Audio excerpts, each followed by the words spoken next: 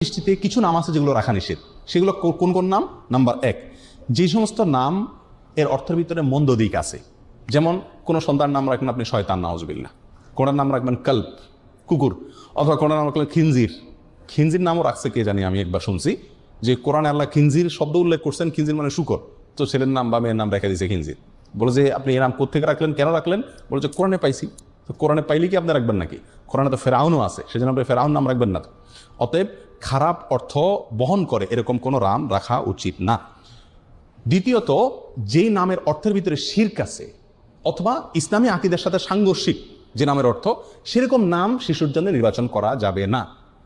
আমাদের অনেক নাম আছে সমাজে ছড়িয়ে ছিটিয়ে আছে, যে নামগুলো ইসলামী আকীদার সাথে সাংঘর্ষিক, অথচ আমরা জানি না।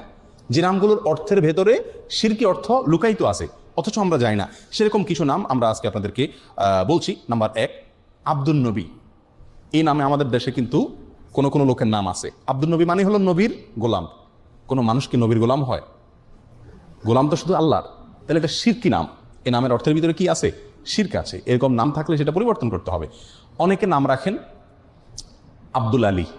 আব্দুল আলী, আল্লাহ আলী, এটা আল্লাহ সুবহানাহু ওয়া তাআলার গুণবাচক 99টি নামের একটি।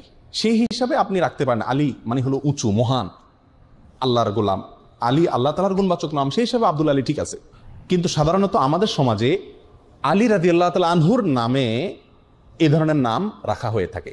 যদি এখানে আলী বলতে খলিফা আলী রাদিয়াল্লাহু তাআলা আনহুকে উদ্দেশ্য করা হয়, তাহলে আব্দুল আলী মানে হলো ইসলামের চতুর্থ খলিফা আলী রাদিয়াল্লাহু তাআলা আনহুর গোলাম, তাহলে সেটাও কি হবে? শিরকি অর্থ বহন করবে। আর এখানে যে আলী রাদিয়াল্লাহু তাআলা আনহুকে উদ্দেশ্য নেওয়া হচ্ছে, মিন করা হচ্ছে, তার অনেকগুলো প্রমাণও আছে, ইঙ্গিত পাওয়া যায়। এই জন্য এই ধরনের নাম রাখার ক্ষেত্রে সাবধান থাকা উচিত। আলী রাদিয়াল্লাহু তাআলা আনহুকে ঘিরে আর অনেকগুলো নাম আছে আমাদের সমাজে, যেগুলো সংস্কার হওয়া উচিত, যে নামগুলো রাখতে আমাদের সচেতন এবং সাবধান হওয়া উচিত। তার ভিতরে একটা হলো কারামত আলী। কারামত আলী মানে হলো আলীর কারামত। সাধারণত শিয়ারা এই সমস্ত নাম রাখে। তো এগুলো আমাদের সমাজে চলে আসছে, কারণ এক সময় আমাদের দেশে যখন আলেমুল আমা ছিলেন না এত, এবং ওই কাবুলিওয়ালারা আফগান থেকে, ইরান থেকে মানুষ ব্যবসার জন্য আসছে বা নানা কারণে আসছে এই দেশে, শিয়ারা আসছে, তাদের খুব প্রভাব ছিল, এবং যারা তখন রাষ্ট্র পরিচালনা করতেন, ক্ষমতায় ছিলেন, তাদের ভেতরে শিয়াদের বিরাট প্রভাব ছিল। এই জন্য আমাদের সাধারণ মানুষেরা নামের জন্য এদের কাছে যেত, আর এরা এই সমস্ত নাম দিত, যে সমস্ত নামের সাথে শিয়াদের আকীদা মিশে আছে, এবং সেগুলো আমরা এখনো রেখে চলছি, ওইটার অর্থ হয়তো খেয়াল করি না। কারামত আলী মানে হলো আলী রাদিয়াল্লাহু তাআলার কারামত। যেহেতু ওরা আলী রাদিয়াল্লাহু তাআলা আনহুকে খুব বেশি ভক্তি করে, অতিভক্তি করে, এই জন্য সব নামের মধ্যে আপনারা আলী, হাসান, হোসেন এই 3 নাম পাবেন। আমাদের দেশে যত নাম আছে বেশিরভাগ বা বিরাট একটা অংশ আছে নামের, যে নামের শেষে কি পাবেন? আলী অথবা হাসান অথবা হোসেন। শরবত আলী, কারামত আলী, কামরুল হোসেন, দেলোয়ার হোসেন। এখানে যদি খোঁজেন এই মজলিসে, আমার মনে হয় অর্ধেকের বেশি নাম পাবেন যাদের নামের শেষে হয় হাসান আছে, আর না হোসেন আছে, আর না হয় আলী আছে। এটা ওখান থেকে আসছে। আমরা হয়তো সেই দৃষ্টিকোণ থেকে রাখি না, কিন্তু এগুলার থেকে আমাদের বের হয়ে আসা উচিত। রাসূল আকরাম সাল্লাল্লাহু আলাইহি সাল্লামের প্রতি মহব্বত থেকে তার প্রিয় দৌহিত্র হাসান হোসেনের নামে নাম রাখেন, খুব ভালো কথা। আলী রাদিয়াল্লাহু তাআলা আনহুর প্রতি মহব্বতের কারণে আহলে বাইতের সদস্য সেই হিসেবে তার নামে নামকরণ করেন, কোনো সমস্যা নাই। কিন্তু আপনার নামের সঙ্গে এই 3 জন সাহাবীর নাম শুধু লাগাচ্ছেন, কই নামের শেষে আবু বকর লাগান না, ওমর লাগান না, তাহলে শুধু এই 3 জনের নাম কেন লাগাচ্ছেন? বোঝা গেল এগুলোর পেছনে শিয়াদের বদ আকীদা এবং দুর্বসন্ধিমূলক চিন্তা এবং দৃষ্টিভঙ্গি রয়ে গেছে, আর সেটাই আমাদের সমাজে এখনো বলবৎ আছে। এগুলো রাখতে আমাদের একটু সচেতন হওয়া উচিত। অনেকে নাম রাখেন রহমত আলী। রহমত আলী, রহমত আলী মানে আলীর রহমত। রহমত হবে আল্লাহর। ও যে বললাম, এখানে আলী যদি আল্লাহর গুণবাচক নাম উদ্দেশ্য হয় তাহলে ঠিক আছে, কিন্তু সেটা হওয়ার সম্ভাবনা কম। অনেকে নাম রাখেন ফজলে আলী। ফজলে আলী মানেও কি? আলীর দয়া। তো এটাও মানে যদি আলী তার মিন হয় এখানে উদ্দেশ্য হয়, তাহলে এটাও ঠিক হয় না। অনেকে নাম রাখেন গাউসুল আজম। অনেকে আব্দুল কাদের জিলানী রাহমাতুল্লাহকে বলে কি? গাউসুল আজম। গাউসুল আজম মানে হলো সবচেয়ে বড় সাহায্যকারী, রক্ষাকারী। যিনি সবচেয়ে বড় রক্ষাকারী তো আল্লাহ সুবহানাহু ওয়া তাআলা। এটা কোনো মানুষকে বলা যায় না, অতএব এটাও শিরকি নাম। এ নামের অর্থের ভিতরে শিরক আছে। অনেকে নাম রাখেন নবী। আমার পরিচিত গ্রামের ভিতরে একজন আছে, তার নাম হলো নবী। অনেকের নাম রাখেন নূর নবী। নূর নবী মানে নবীর নূর। এই সমস্ত নামগুলো একেবারেই অনর্থক এবং অশুদ্ধ নাম। অনেকে নাম রাখেন রাসূল আমিন। আমার দেশে কোনো কোনো লোকের নাম আছে কি? রাসূল আমিন। রাসূলুন আমিন, এটা আমাদের রাসূল আকরাম সাল্লাল্লাহু আলাইহি ওয়াসাল্লামের একটা বৈশিষ্ট্য, যে তিনি আমানতদার রাসূল। এখন আপনি আপনার ছেলের নাম রাখলেন রাসূল আমিন, এটা খাটে না, একেবারেই অশুদ্ধ একটি নাম। অনেকে নাম রাখেন রাসূলুল্লাহ। আমি দেখছি রাসূলুল্লাহ নামের লোক আমাদের দেশে। রাসূলুল্লাহ মানে কি? আল্লাহ রসুল।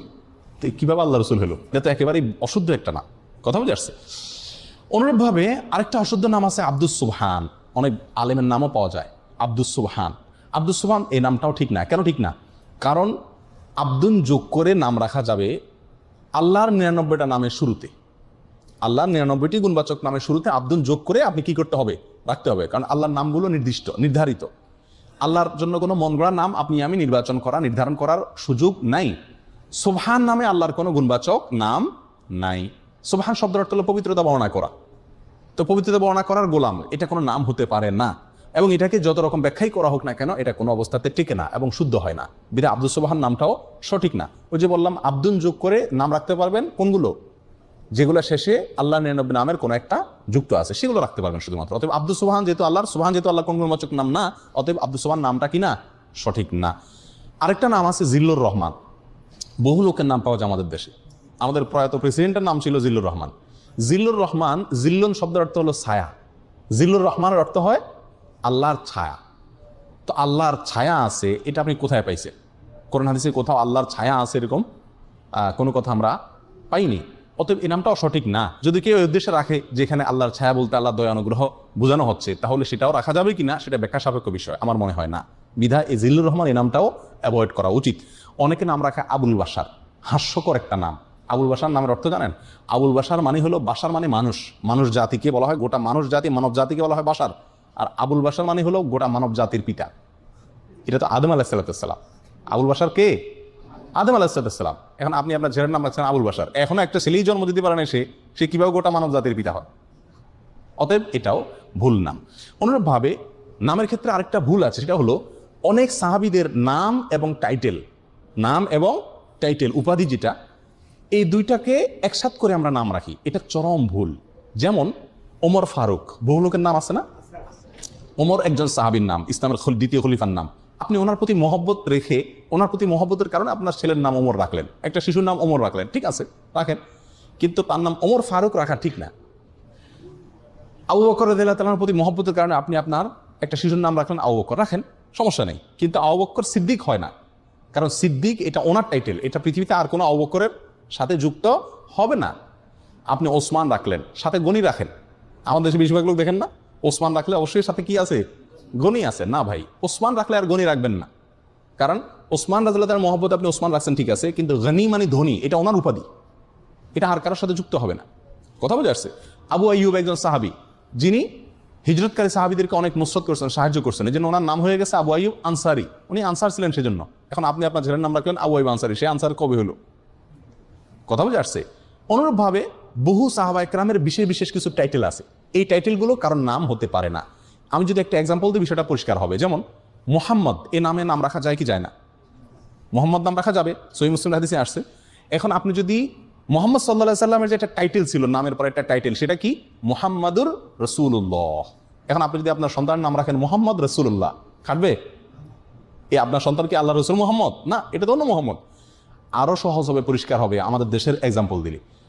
শেখ মুজিবুর রহমান, মরহুম শেখ মুজিবুর রহমান, ওনার প্রতি মহব্বত করে আপনি কোনো সন্তানের নাম রাখলেন মুজিবুর রহমান, এটা ঠিক আছে, চলে। জিয়াউর রহমান, মরহুম জিয়াউর রহমান, তার প্রতি মহব্বত করে আপনি আপনার কোনো সন্তানের নাম জিয়াউর রহমান রাখলেন, এটাও চলে। চলে না? চলে না। এবং অনেকে রাখেও।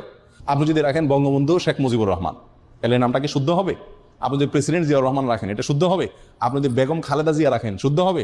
আপনি যদি প্রেসিডেন্ট হোসেন মোহাম্মদ এরশাদ রাখেন, শুদ্ধ হবে? কেন হবে না? কারণ হলো এখানে তাদের নাম এবং টাইটেল দুটোটা আপনি দখল করছেন। শুধু নামটা আপনি নেন মহব্বতে, সেটা হতে পারে, এটা গ্রহণযোগ্য, এটাকে সমাজ গ্রহণ করবে, কিন্তু আপনি টাইটেলটা যুক্ত করেন, এটা হতে পারে না। বিধায় সাহাবা ইকরামের নাম আমরা রাখতে পারি, কিন্তু তাদের টাইটেলটা কি করা উচিত না? দখল করা উচিত না। এই ভুলটা আমাদের দেশে অহরহ হয়ে থাকে। আরো বহু নাম আছে যেগুলোর ভিতরে ভুল ত্রুটি হয়। তাহলে এই সমস্ত নামগুলো আমরা সাধারণত রাখবো না, যেগুলোর অর্থের ভিতরে কি আছে? কোনো শিরকি আকীদা আছে, অথবা যেগুলা অর্থের ভিতরে খারাপ কোনো দিক আছে, বা সেগুলোর অর্থের ভিতরে আপনার কোরআন এবং সুন্নাহর সাথে কোনো প্রকার কি আছে? সংঘর্ষ আছে।